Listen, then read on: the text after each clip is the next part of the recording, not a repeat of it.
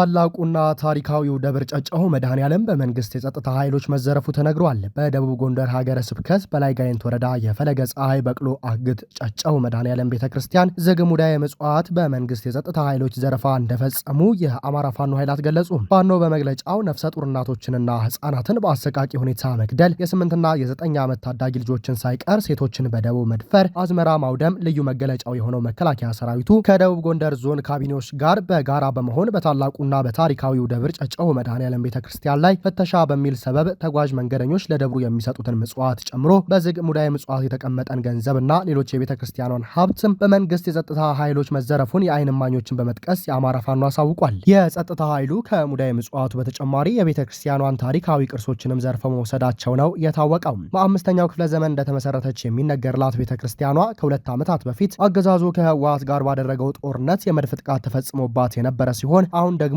በመከላከያ ሰራዊቱና በዞኑ ካድሬዎች የተቀናጀ የዘረፋ ጥቃት ተፈጽሞባታል በማለት ፋኖ አሳውቋል። የቀድሞ ነገስታቶች በስጦታና በእጅ መንሻነት ለቤተ ክርስቲያን የሰጡትን የወርቅና ሌሎች ውድ ስጦታዎች ቤተ ክርስቲያኗ እስከዛሬ ጠብቃ የቆየች ሲሆን እነዚህን ውድ ስጦታዎች በአገዛዙ ወታደራዊ አዛዦች እየተመዘበሩ በዓለም አቀፍ ገበያዎች ላይ መቅረባቸው የሚታወቅ ነው በማለት የአማራ ፋኖ መግለጫውን ሰጥቷል።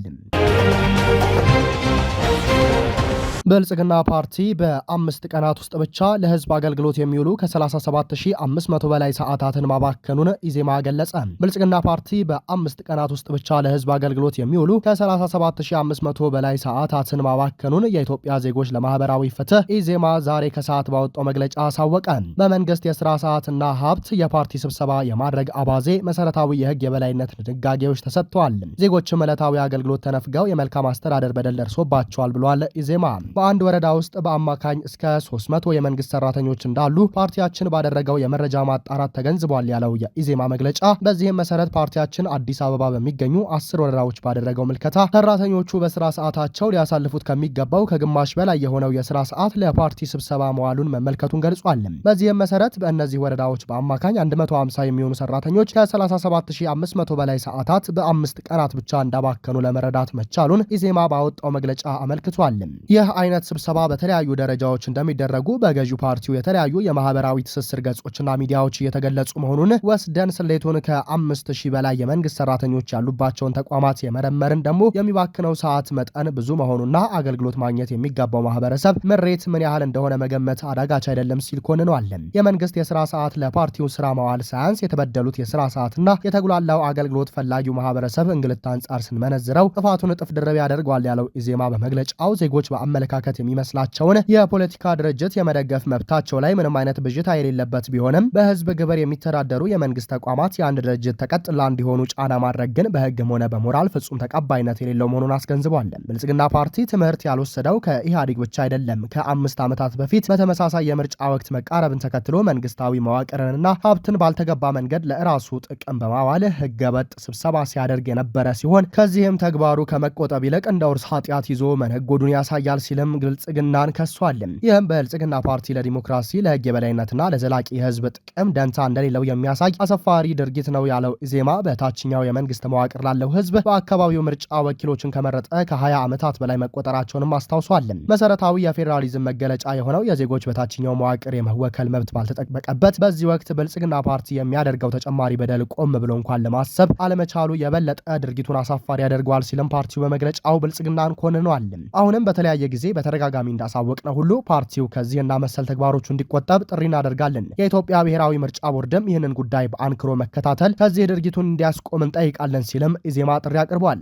የህዝብ እንባ ጠባቂ ተቋም የዜጎችን ከአገልግሎት ጋር የተገናኘ በደልን ከፍ ባለ ደረጃ በመከታተል ብልጽግናን ተጠያቂ እንዲያደርግም ኢዜማ በመግለጫው ጥሪ አቅርቧል። ምንም እንኳን ኢዜማ ይህን ቢልም የገዢው ብልጽግና ፓርቲ ከፍተኛ አመራሮች ስብሰባዎቹን ከፍተኛ ጠቀሜታ ያላቸው መሆኑን በተለያዩ አማራጮች ሲገልጹ ሰንብተዋል።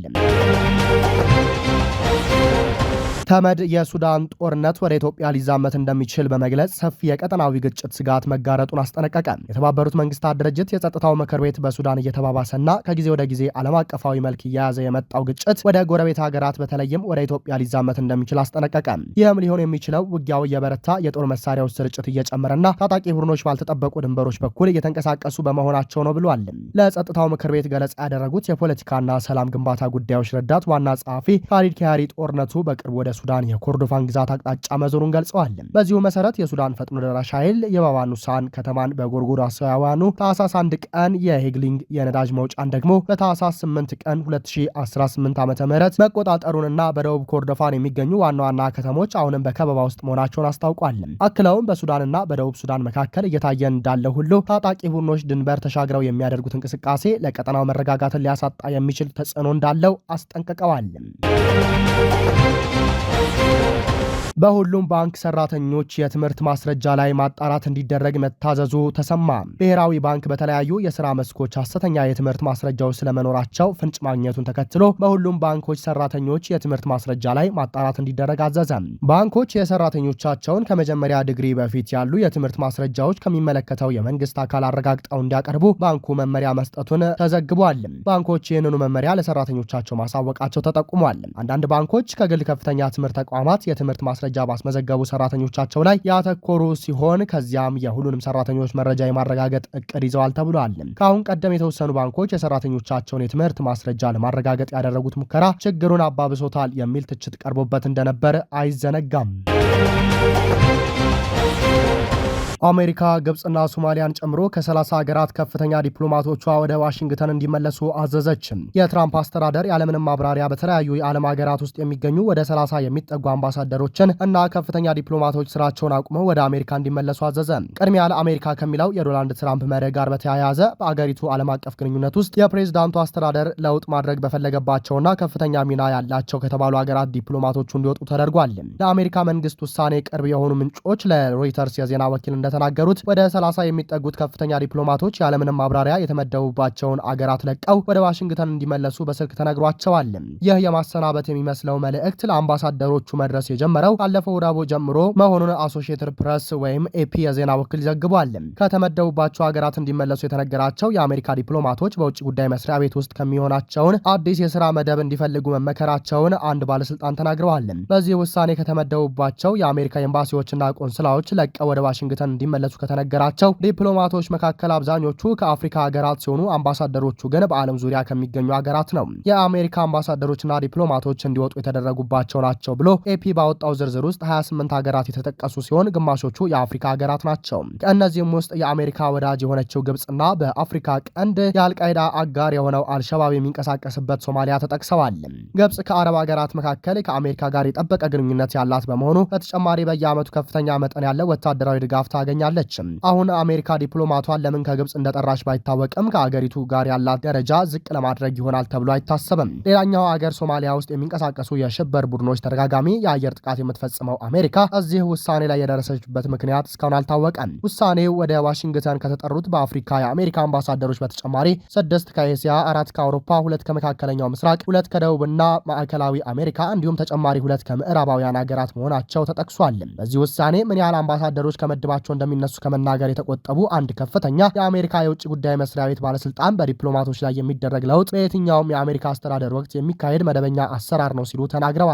ጨምረውም በባህር ማዶ ሀገራት ውስጥ የሚመደቡ የአሜሪካ አምባሳደሮች የፕሬዝዳንቱ የግል ተወካይ በመሆናቸው የተነሳ ቅድሚያ ለአሜሪካ የሚለውን አጀንዳውን ለሚያስፈጽም ግለሰብ የመመደብ መብት አለው ሲሉ ባለስልጣኑ ተናግረዋል። ነገር ግን የትራምፕ አስተዳደር እርምጃዎቹን የሚተቹ ሰዎች ውሳኔውን አሜሪካ በውጭ ዓለም ያላትን ታማኝነት የሚያዳክም ነው ብለውታል። የአሜሪካ ዲፕሎማቶች ማህበር ቃል አቀባይ ኒኪ ጋመር በመንግስት እየወሰደ ያለውን እርምጃ ወጥነት የሌለው በማለት ድንገተኛ ማብራሪያ የሌለው በመሆኑ በሞራልና በውጤታማነት ላይ ተጽዕኖ ያለው ነው በማለት ተችተዋል። ዶናልድ ትራምፕ ለሁለተኛ ዙር የስልጣን ዘመን ወደ ፕሬዝዳንትነታቸው ከተመለሱ በኋላ የአሜሪካን በውጭ ፖሊሲ ላይ ቅድሚያ የምትሰጣቸው ጉዳዮች በብሔራዊ ደህንነት ተቋማት ውስጥ ባሉ ቦታዎች ላይ ታማኝ ሰዎችን ሲመድቡ ቆይተዋል። የአሜሪካ የምክር ቤት አባላትና ዲፕሎማቶች ይህ የትራምፕ እርምጃ አገሪቱ በመላው ዓለም የዲፕሎማሲው መስክ ያላትን ተጽዕኖ ለቻይናና ለሩሲያ አሳልፎ የሚሰጥ ነው በማለት እየተቹ ነው። ውድ የአርቲኤም ቤተሰቦቻችን ለሰዓቱ የነበረን የመረጃ ጥቆማችን ይህንን ይመስላል። ሰብስክራይብ በማድረግ ቤተሰብ እንድትሆኑ እየጋበዝን ቸር ተመኘንም።